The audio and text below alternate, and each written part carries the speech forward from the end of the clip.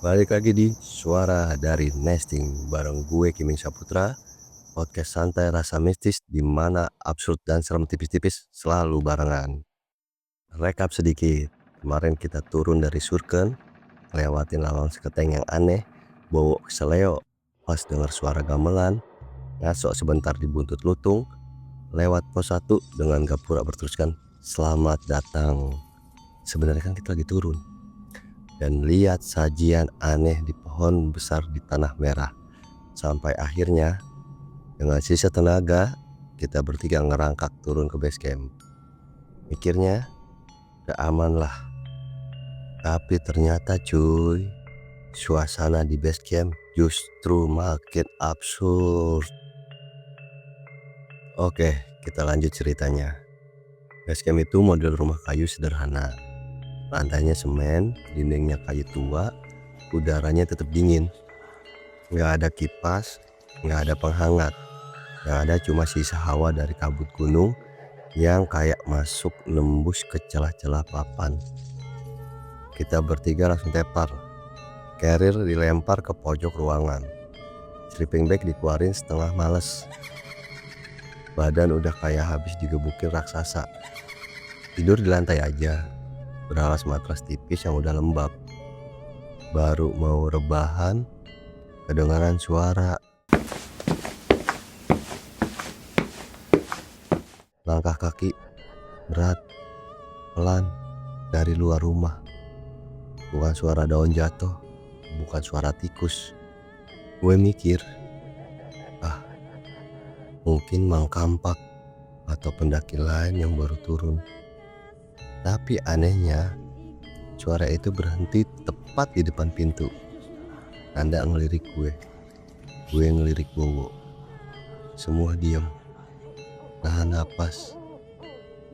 Beberapa menit kemudian, tanpa ada angin kencang, pintu kayu itu bunyi.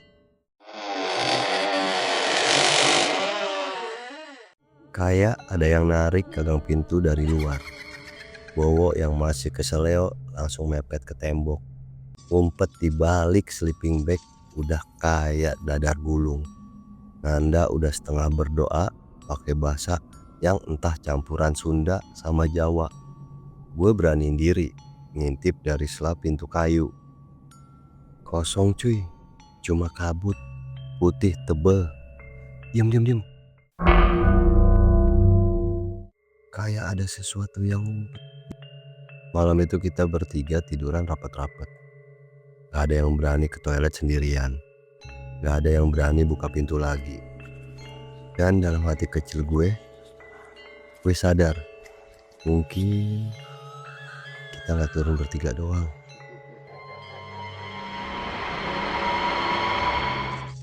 Gue kaget kebangun. Ternyata udah pagi aja. Suasana di base camp aneh banget. Kabut masih tebel. Matahari gak kelihatan sama sekali. Padahal udah jam 8 lewat. Kita kebangun dengan badan berat. Kayak abis lari maraton sambil ngegendong jin. Pas mau beres-beres barang, kita sadar carrier yang tadi malam kita tumpuk di pojok sekarang udah geser ke dekat pintu. Sleeping bag kita kebuka sendiri. Nesting yang semalam udah dicuci asal, posisinya kayak ditata rapi di meja. Padahal cuy, kita semua tidur kayak batu. Nanda ngecek lagi keluar sambil bilang, "Bro, ini perasaan gua doang apa base camp ini dari tadi kayak diem banget ya? Gak ada suara burung, gak ada suara orang. Sumpah, yang terdengar cuma suara kabut kayak berdesis di selah papan kayu." Dan belum selesai kita mikir, dari atas atap base camp kedengeran suara berat. Kayak orang gede banget, jalan pelan.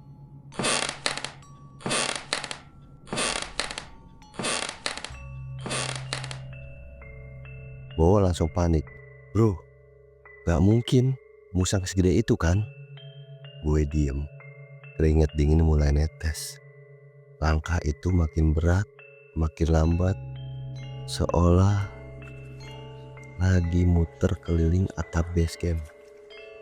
Seketika suasana berubah. Dari dingin biasa jadi dingin yang menusuk. Kayak udara yang bawa beban berat tekan dada.